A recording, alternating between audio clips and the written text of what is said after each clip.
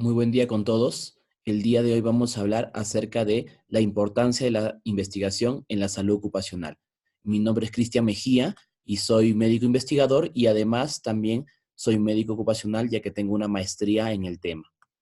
Bueno, vamos a ver algunos puntos específicos para esto de investigación en salud ocupacional. En primer lugar, un análisis situacional en Latinoamérica, luego otro en Perú, un análisis situacional individual de cómo se puede hacer algunas cosas que hay en el Perú y algunas oportunidades para generar investigación, siendo ahora una prioridad de investigación, y que debería hacerse siguiendo el modelo internacional que se tiene de sociedades científicas médicas y en general.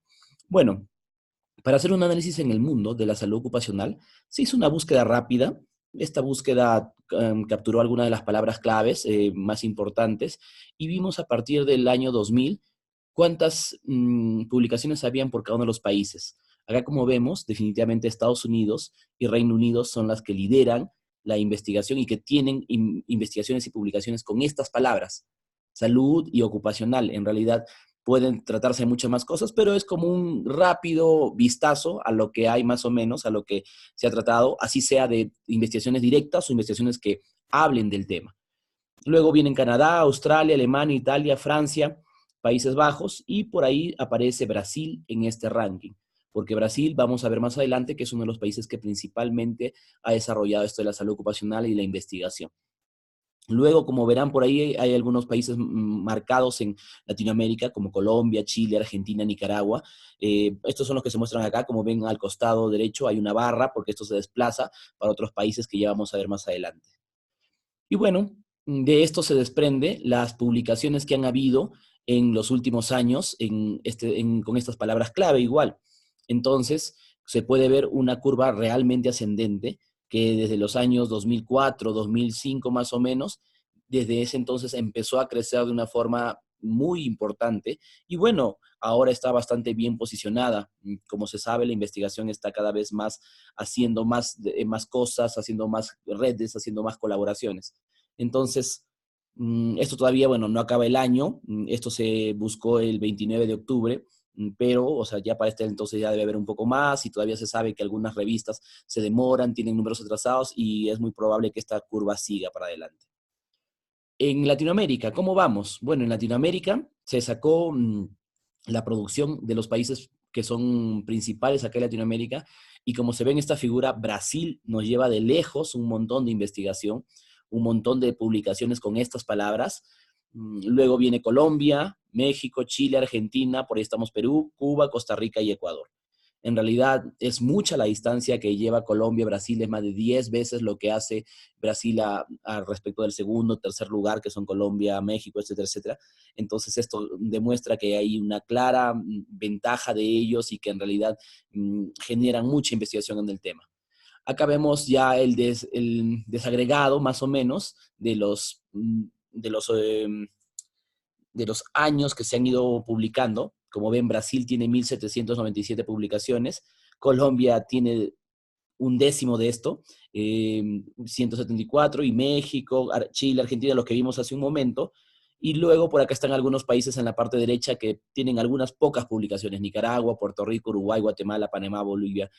Si es que sacamos la cantidad de publicaciones por año que hemos sacado acá, es decir, se han analizado prácticamente 19 años, 20 años prácticamente.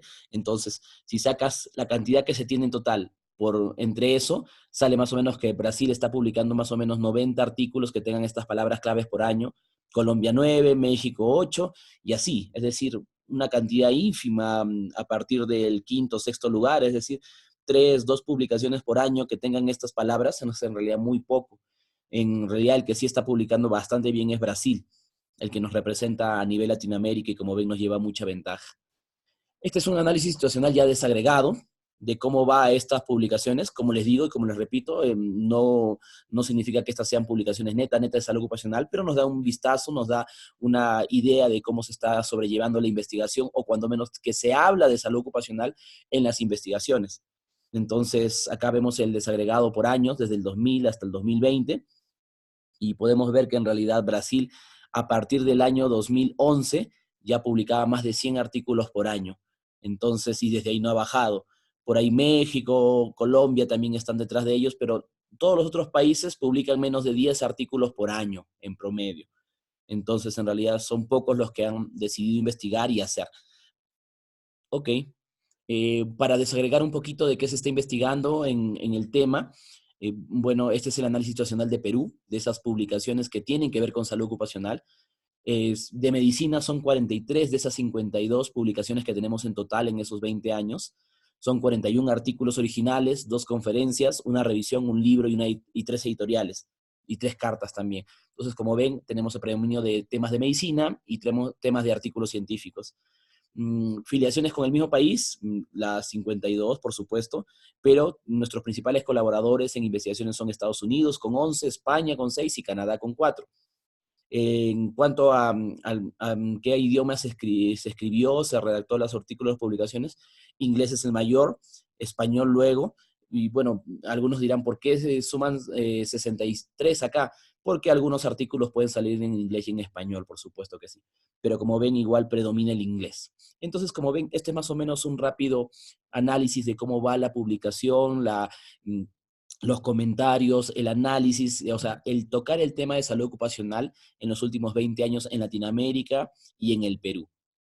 Entonces, ¿qué nos demuestra esto? Nos demuestra en realidad que en investigación en salud ocupacional todavía estamos muy bajos en Latinoamérica y en general. Como ven, ocupamos un 6º lugar para retomar esta tabla, que es muy por debajo de lo que produce otros como Brasil y todo lo demás. O sea, tenemos 52 artículos por año en, en estos 20 años, 52 publicaciones en la base Scopus, que nos dicen que en realidad tenemos muy poco.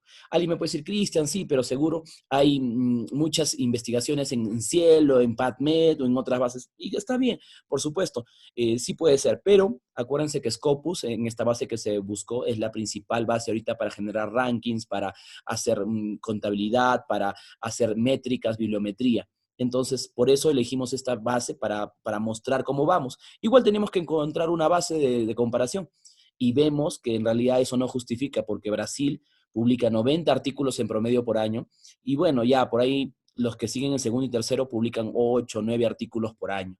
Entonces, en general, vemos que la situación del Perú es muy mala. Estamos publicando 2,6 artículos por año que tengan que tocar temas de salud ocupacional, que hayan hablado de salud ocupacional, que tengan algo que ver con salud ocupacional.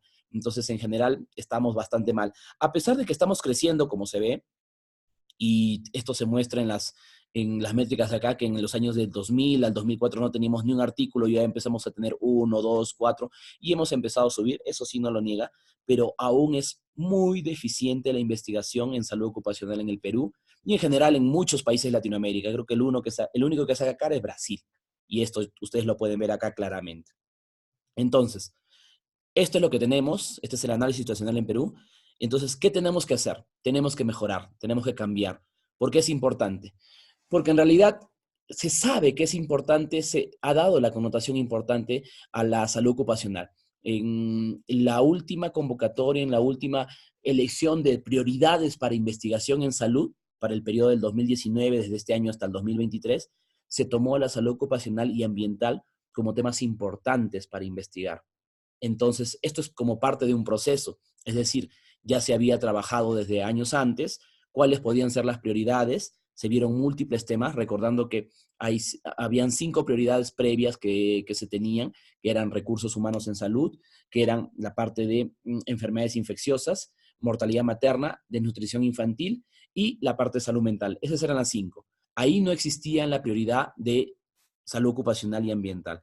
Pero en este nuevo periodo, para esta nueva recapitulación de las nuevas prioridades, en esta nueva actualización, se vio que la salud ocupacional y ambiental es un tema muy importante. ¿Por qué? Porque en realidad se vio que muchos puntos. Uno, de los 33, casi 34 millones de peruanos que tenemos, ¿cuánto es la población económicamente activa y la población que labora? En realidad son más de 15, 16 millones. Es decir, hay más de 15 millones de peruanos que trabajan, que tienen un puesto de trabajo, que van a una empresa, que hacen algún tipo de comercio, trabajo, ejercen su profesión. Entonces, estas personas están expuestas a riesgos laborales, a riesgos ocupacionales, a riesgos de su propia profesión, ocupación. Entonces, si es que no se los cuida, si es que no se atiende sus necesidades de salud, entonces pueden generar enfermedades, así como otras, por supuesto. Pero el trabajo es una posibilidad para poder prever, poder prevenir estos riesgos. Entonces, por primera vez aparecemos con una prioridad de investigación, porque se ha visto todo este contexto. Estas son las actas que se hicieron para esto de la prioridad en salud. Como ven, participamos varias personas y se vieron lo que son las subprioridades, inclusive las subprioridades que se pueden investigar en salud. Como pueden leer acá, hay el diagnóstico situacional de poblaciones y trabajadores expuestos a riesgos ocupacionales y ambientales. También, bueno, esa es como la primera subprioridad, la que más vimos, porque nosotros cuando participamos en esta mesa, nos tocó la tercera fase de esta elaboración de prioridades y nos dijeron, bueno, ya salud ocupacional está puesta como una prioridad. Entonces, ahora ustedes tienen que ponerle puntajes a las 5 subprioridades que hay para ver cuál es más importante que otra, en base a la brecha del conocimiento, la factibilidad, las distintas características que pueden hacer. Entonces, como ven a esta parte de acá, inferior derecha, pueden ver las necesidades de investigación, las 5 subprioridades que se pueden llevar. Entonces, como ven, con 13.5 quedó el diagnóstico situacional de poblaciones y trabajadores expuestos a factores de riesgo ocupacionales. Es decir, diagnosticar si es que tienen enfermedades, si es que han tenido accidentes, si es que han tenido riesgos. Entonces, hacer riesgos, por ejemplo, en el área de salud mental, diagnosticar si es que tienen burnout, diagnosticar si tienen bullying, si tienen moving, si tienen estrés laboral, si tienen ansiedad, si tienen una serie de cosas. Es decir, se priorizó y se vio con una mesa redonda con muchos expertos que el diagnóstico situacional es una clave importante para investigar. Como segundo punto, con 12.9, quedó el identificar los factores de riesgo ocupacional y ambientales, así como los determinantes sociales que afectan a la salud de la población y trabajadores. Es decir, qué riesgos nos están haciendo que la salud esté mal en los trabajadores. Riesgos auditivos, riesgos ergonómicos, riesgos físicos, químicos, biológicos, etcétera. Entonces, es otra parte del diagnóstico y decir, ok, tenemos estos riesgos en el trabajo, tenemos que manifestarlos y poder hacer, por ejemplo, una investigación acerca de la ergonomía en los trabajadores, una investigación acerca de los riesgos auditivos que sufren algunas personas, algunas ocupaciones. Como tercer subprioridad, el desarrollo de estrategias, planes y programas para controlar los factores de riesgo ambiental y ocupacionales. Como ven, los dos primeros son de diagnóstico. Uno, de las poblaciones, trabajadores expuestas, y dos, de los factores de riesgos. Se dijo, bueno, es importante primero diagnosticar, hacer, ver, mostrar todo lo que hay, porque en realidad no hay mucha investigación en salud ocupacional, así que primero mostremos eso. Y luego, ya como una tercera subprioridad, intervengamos. Hagamos intervenciones para la mejora de la calidad del trabajo, para la disminución de los riesgos ocupacionales y todo lo demás.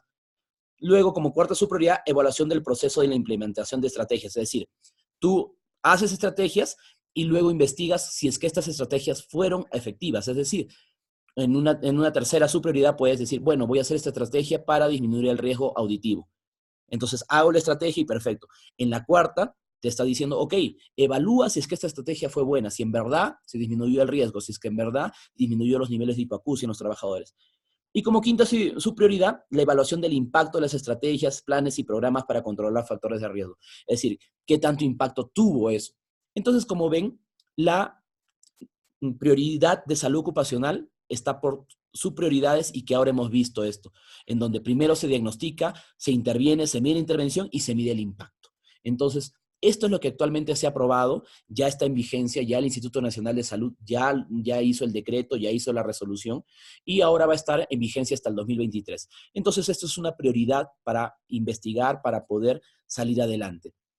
Como pueden ver, esta es la mesa que tenemos, que tuvimos en ese momento para hacer estas subprioridades. Fueron muchas personas de distintas profesiones, médicos, higienistas, ingenieros, salubristas, que dieron cada uno su punto de opinión, se hicieron los debates para ver cuáles de estas subprioridades eran las más importantes. Entonces, en general, pudimos ver esto, fuimos llamados por el Instituto Nacional de Salud por nuestras capacidades. A mí felizmente me llamaron porque tengo regular cantidad de publicaciones en salud ocupacional y entonces algo pude aportar. Entonces, como ven, esta de acá es una oportunidad. Una oportunidad, ¿por qué? Porque no nosotros el Instituto Nacional de Salud, al momento de generar las líneas de prioridad de investigación, dijeron, mira, ¿sabes qué? Estamos evaluando que se requiere investigar en salud ocupacional y ambiental. Es una necesidad. Entonces, se hicieron todos los pasos y esta quedó como una prioridad y nos llamaron a nosotros para decir, ok, ¿cuáles podrían ser las subprioridades o cuáles serían las pautas más importantes para poder hacer investigación en esto de acá, en qué medio, en qué fin y todo lo demás? Entonces, esto de acá nos quiere decir que en realidad tenemos muy poca investigación, pero nos hemos dado cuenta en el Perú de la importancia de hacer investigación en salud ocupacional. Entonces, después de muchas horas de trabajo, se quedó en consensos, y no solo nosotros, hay otras 11, son 11 prioridades en total, entonces hay otras 10 líneas de investigación, pero esta es una de ellas, esta es una de las 11 importantes que se ha visto en esta reunión. Como ven en las pantallas está el Excel donde se ponían los puntajes de cada uno de los miembros y todo lo demás, fue un trabajo muy arduo, pero al final se pudo dar. Ahora, ¿qué deberíamos hacer para investigar en salud ocupacional? Yo les pongo un modelo claro y específico de cómo hacen las sociedades internacionales o cómo se hace para investigar en un tema adecuadamente. La American Heart Association es la Asociación Americana del Corazón, muchos la conocen, ¿por qué? Porque dan las guías de RCP, dan las guías de soporte básico, de una serie de cosas. Entonces, ¿cómo hace esta sociedad para generar evidencias y para que sea consumida esta evidencia? Primero, cada cierto tiempo se reúnen con sus expertos, locales, nacionales, inclusive llaman a muchas partes del mundo a expertos y dicen, ok, reunámonos, vamos a ver qué está pasando actualmente en el mundo con la RCP, la reanimación, el soporte básico. Entonces, ellos evalúan lo que se ha generado de evidencias en los últimos 5 años, porque sus reuniones son cada este periodo, cada 5 años. Entonces dicen, ok, mira, se ve que está funcionando estas intervenciones, se ve que está bien hacer 30 compresiones y 2 ventilaciones cada cierto tiempo, se ve que se debe mejorar esto en los niños, entonces revisan la evidencia. Llegan a acuerdos como un tercer punto de cosas que pueden impactar en la salud, todo con el uso de la medicina basada en evidencia como está acá, es decir, dicen, ok, teníamos hasta acá tales guías, tales procedimientos, tales normas, pero hemos visto que en los últimos 5 años han salido normativas, han salido cosas, han salido estudios que nos muestran que ya puede cambiar un poco, que hay mejor sobrevida, que hay menos mortalidad, que hay más chances de recuperación, que hay menos complicaciones si es que se cambia esto. Entonces, con eso hacen un cuarto paso, que es la actualización de sus guías, y las hacen obligatorias para la enseñanza y uso a nivel de todo el mundo. Entonces, con eso, ellos dicen, ok, hemos evaluado, hemos hecho un proceso y hemos visto que ahora estas son las nuevas guías. Si es que tú quieres ceñirte a nuestras guías, genial, pero si es que tú no te ciñes a las guías y al final se te muere el paciente o pasa alguna complicación, ya verás tú cómo respondes, por qué no usaste las guías.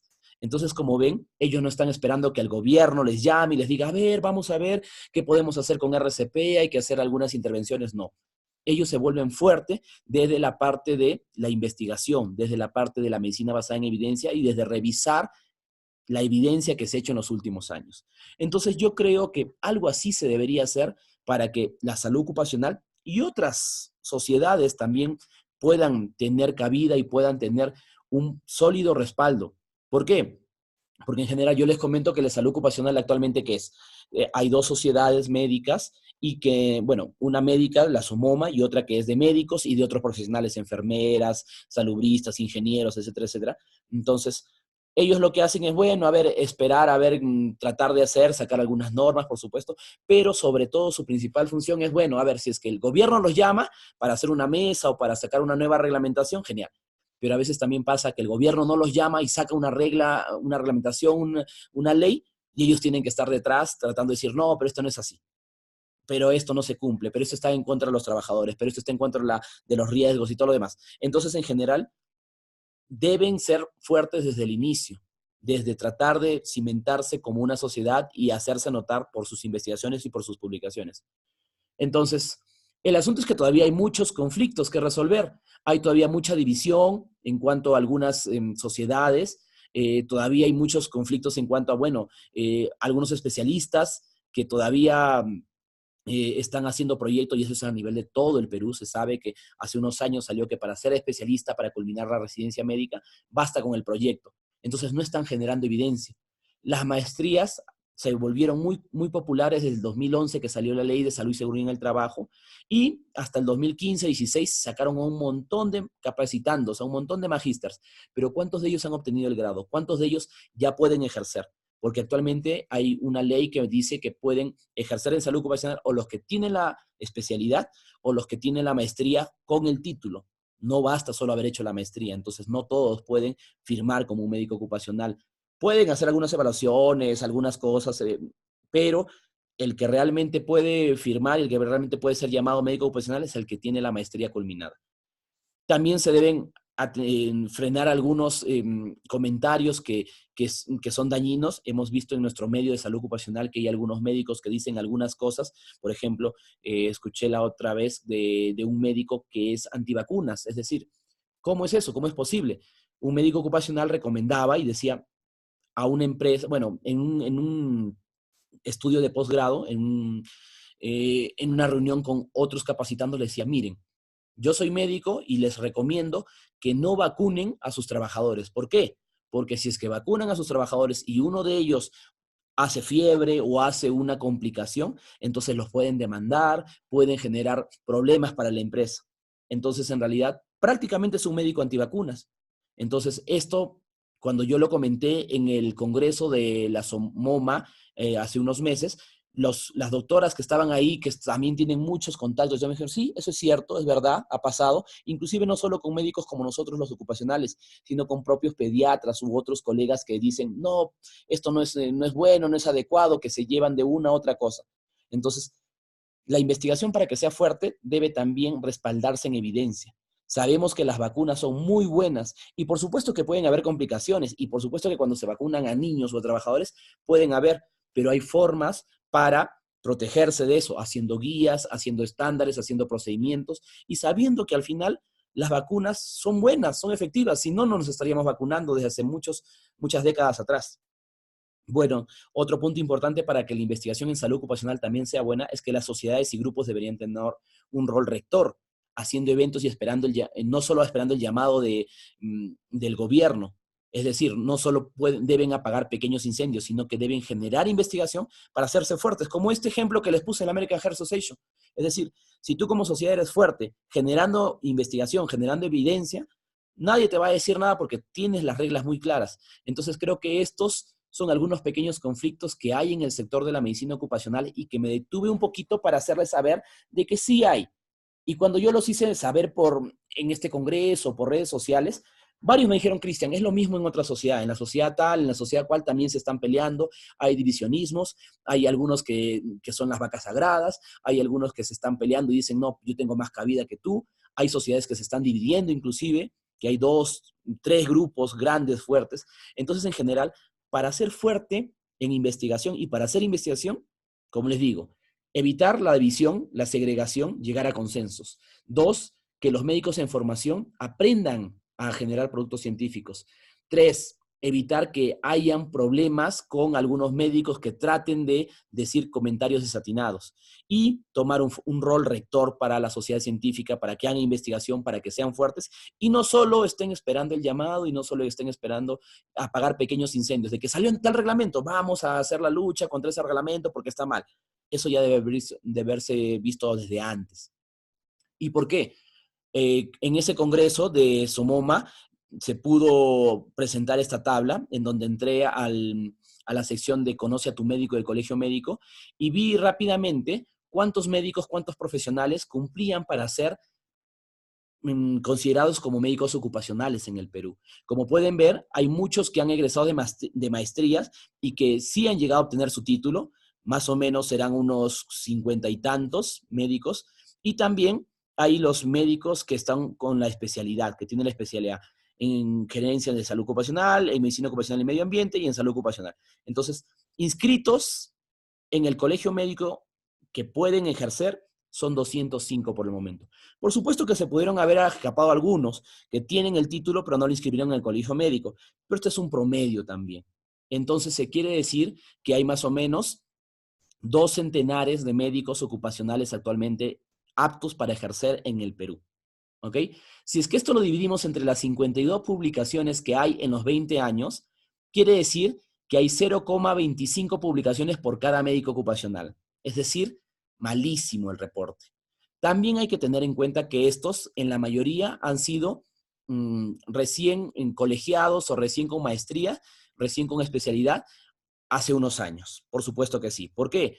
Porque sabemos que el boom de la salud ocupacional se dio el 2011 con la aprobación de la Ley de Salud y Seguridad en el Trabajo. Y entonces a partir del 2011 empezaron a salir programas de especialidad y maestrías. Entonces yo les aseguro que hasta ese 2011 no deben haber habido más de 50 médicos entre magísteres, que habían 4, me acuerdo haber revisado en esa etapa, y especialistas que eran el resto, que se habían formado acá o que se habían formado en el extranjero y que habían hecho acá la convalidación. Pero actualmente, ya después de ese periodo de unos 5 o 6 años, ya ahora hay 205 médicos ocupacionales. ¿Alcanza estos médicos? Por supuesto que no. ¿Por qué? Saquen una cuenta. Si es que hay 15 a 16 millones de personas en el Perú que son de la población económicamente activa y trabajan y que tienen una empresa, ¿cuántas empresas crees que hay en el Perú? No creo que bajen de 100.000 empresas, de 90.000 empresas. Para 205 médicos, en realidad hay bastante que cubrir. Hay muchas empresas pequeñas, MIPES o en realidad algunas provincias que están en algunas provincias que no tienen médicos ocupacionales. Entonces, en general, esta es una oportunidad. Por supuesto que es una profesión, es una ocupación distinta a la que nosotros estamos acostumbrados, pero ¿cuántos de estos médicos hacen investigación? ¿Cuántos han presentado con publicaciones a congresos? ¿Cuántos han terminado sus tesis? En realidad muy pocos. Yo creo que hay muchos más. Ahora, ¿qué se está investigando en el Perú en salud ocupacional? Muchos temas. Por ejemplo, acá yo les presento una lista de los temas que yo estoy investigando en los últimos años. Como ven, hay investigaciones desde el 2015 hasta el 2019 y en general hay algunos temas comunes. Como pueden ver por acá, los 4 primeros son de accidentes laborales y la parte de enfermedades laborales, que es un tema muy importante, una línea muy importante. Como ven, eso está dentro de una de las subáreas de investigación en la parte de la prioridad que ahora se ha dado. Luego, por ahí hay algunos de actitudes de los gerentes en salud y seguridad en el trabajo, eso significa SST. Luego, la bioquímica de los accidentes en mineros, que también está en una de las subprioridades. Los cambios de la hemoglobina en los mineros a gran altura, cuánto va cambiando la hemoglobina. El conocimiento de la salud ocupacional en hospitales. La edad y síndrome metabólico. Estrés laboral en 6 países de Latinoamérica. Framingham en taxistas o en trabajadores de Lima. Índice de masa corporal y ausentismo, cuánto tiene que ver esto con lo otro, incidentes laborales en el Perú, intervenciones post-tecnologías para una estrategia terapéutica, intervenciones educativas, es decir, cuánto retienen las capacitaciones que se le dan a los trabajadores, maltrato en hospitales, protección celular en el Perú, respiradores según antropometría y sanciones de la Superintendencia Nacional de Fiscalización Laboral, que es la SUNAFIL.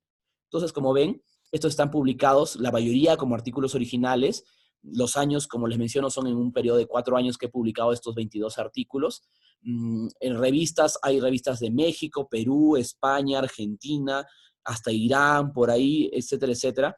Entonces, en realidad, hay artículos que estamos sacando en el Perú. Y esto solo es mi producción. Hay otras producciones, pero como ven, estas son las investigaciones que se pueden dar y que se pueden hacer. Y a continuación vamos a ver algo de estas de acá. Entonces, a ver, antes de esto, de acá, perfecto.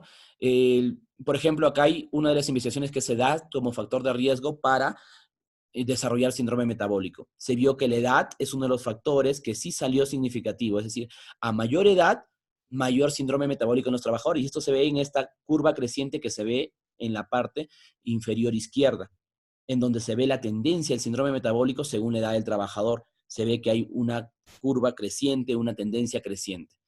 Otros trabajos, como por ejemplo, la asociación entre parámetros bioquímicos y los accidentes de trabajo.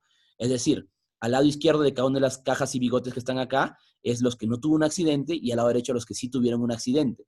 Y esto se ve según el colesterol, que es A, el colesterol LDL, colesterol HDL, que es el B, y, la glucosa es el A, el colesterol LDL es el B, y el colesterol HDL es el C. Entonces se ven que hay algunos cambios, hay algunos indicativos que el que se accidentó puede tener o no puede tener algunos cambios, pero que son menores, mínimos. Otros, por ejemplo, factores sociolaborales asociados al riesgo cardiovascular según Framingham. Framingham es una herramienta muy buena, muy poderosa, usada a nivel mundial para ver el riesgo cardiovascular. Y lo bueno es que los médicos ocupacionales pueden acceder a esta. ¿Por qué? Porque las variables que se piden en el examen ocupacional son generalmente las que se utilizan para hacer Framingham. Tienes que tener cuidado de que estén bien tomadas nada más, y se puede hacer como en esta investigación que hicimos y vimos que hay un riesgo del IMC según el Framingham. Otras publicaciones como los factores de riesgo cardiovascular en una empresa de taxistas. Entonces acá se puede ver cuáles son algunas de las cosas que se van cambiando según el riesgo cardiovascular. Por ejemplo, el C es la presión sistólica, el D es la glucosa, el E es el colesterol total y el F son los triglicéridos. Es decir, se ven líneas de tendencias positivas muy claras, algunas más como la E, por ejemplo, el colesterol total, es decir, a mayor puntaje de Framingham, mayor riesgo de Framingham, mayor nivel de colesterol total.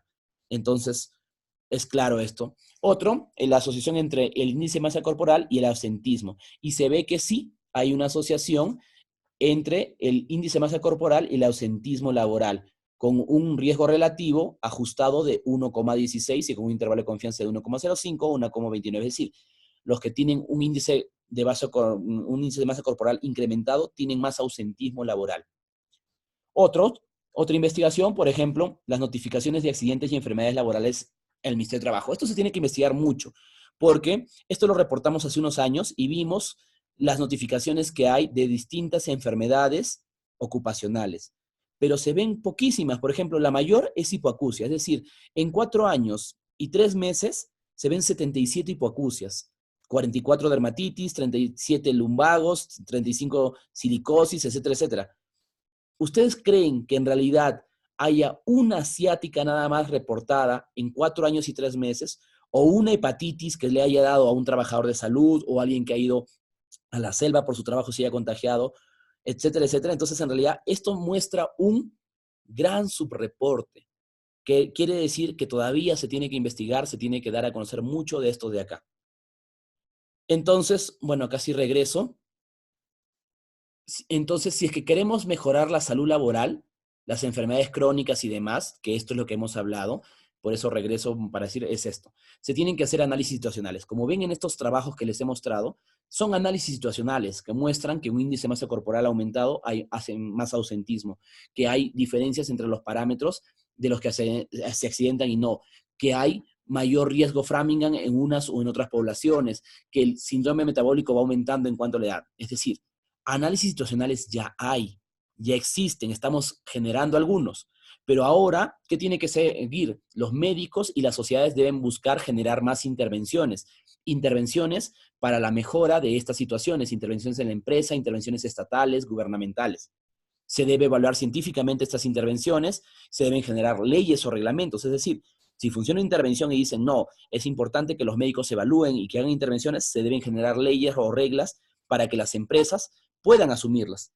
Luego se debe hacer extrapolable a la mayor cantidad posible, se debe hacer que casi todas las empresas deban cumplirlo, y también se debe fiscalizar para dar incentivos a los que sí cumplen y lamentablemente sancionar a las que no cumplen, porque a veces si es que no hay fiscalización, la gente de buenas a primeras no lo hacen solo porque quieren. Luego se debe hablar después de un tiempo y se debe mejorar las acciones conforme cambia ese tiempo. Es decir, prácticamente se haría lo mismo que estamos haciendo con este ejemplo de la American Heart Association. Si se quiere cambiar y si se quiere mejorar el panorama de investigación en la salud ocupacional, primero se tiene que hacer evidencias. Luego con esas evidencias se tiene que reunir, se tiene que hacer consensos, se tiene que decir, hay que hacer intervenciones, hay que hacer mejoras. Eso se tiene que extrapolar a todo el mundo y luego se tienen que medir esas mejoras y volver a retomarlos. Es decir, si ustedes se dan cuenta acá en las prioridades de investigación y en las subprioridades, es eso. La prioridad 1 y la subprioridad 1 y la subprioridad 2 te muestran que tienes que diagnosticar, hacer análisis situacionales, tienes que generar algunas cosas. Luego, en la subprioridad 3 tienes que desarrollar estrategias y programas para controlar eso, es decir, hacer intervenciones. Luego, evaluar el proceso de esas implementaciones, de esas intervenciones en la cuarta subprioridad. Y luego, evaluar el impacto de estas estrategias. Entonces, como ven, para mejorar la investigación en salud ocupacional, que estamos muy mal a nivel del Perú y en general a nivel de Latinoamérica, tenemos que tener orden, tenemos que tener claras prioridades de investigación, claras subprioridades. Y tenemos que ponernos todas las camisetas para poder hacer investigaciones, tanto los médicos ocupacionales, tanto con maestría, con especialidad, como los estudiantes, como los grupos, como las universidades. Entonces, este es el ejemplo que se quisiera hacer para mejorar la salud laboral. Entonces, este es un ejemplo claro de lo que agarré de algunas enfermedades crónicas que he investigado. Entonces, sirve como ejemplo para ver cómo se puede mejorar esta situación. Con estas investigaciones, con estos análisis situacionales, con algunas intervenciones que se puedan hacer para mejorar estas. Entonces, para finalizar esta charla, ¿qué se puede hacer para investigar y qué se puede hacer para mejorar en la investigación en salud ocupacional? Primero, ¿qué se está haciendo para cambiar esto? Hay que ver que se está haciendo muy poco, que hemos hecho muy poco en el Perú en los últimos años. Acá les pongo un ejemplo. Mi maestro en salud ocupacional me dijo, yo me he puesto la meta de hacer una publicación como mínimo por año en salud ocupacional. Así todos nos tenemos que poner metas. Las sociedades científicas deberían tener una meta más alta, 10, 20, 30 publicaciones por año. Entonces, sabemos que estamos mal, pero no podemos seguir así. Tenemos que ponernos metas claras para generar evidencias. ¿Qué otra cosa se tiene que hacer? Dejar los divisionismos de lado, confrontar ideas, confrontar evidencia, reunirnos como hace la American Heart Association u otras asociaciones para decir, ok, tú pensarás distinto que yo, tú tendrás otra sociedad que yo, pero al final vamos por un mismo objetivo, mejorar la reanimación cardiopulmonar que tienen ellos. Para este caso sería mejorar la salud de los trabajadores, de los que laboran en una empresa. Nunca vamos a ser iguales, los magísteres no van a ser iguales a los especialistas, siempre van a haber diferencias y esto tenemos que saber. Es una especie de discriminación que estamos haciendo si es que dices, no, tú eres más, tú eres menos, yo me uno con mi sociedad. No, tenemos que remar todos juntos para este objetivo. Aprovechar que somos actualmente una prioridad de investigación. Esto puede cambiar, esto puede mejorar. Entonces, el que se haya denotado a nivel Perú que el Instituto Nacional de Salud haya dicho, la salud ocupacional y ambiental es una prioridad, genial.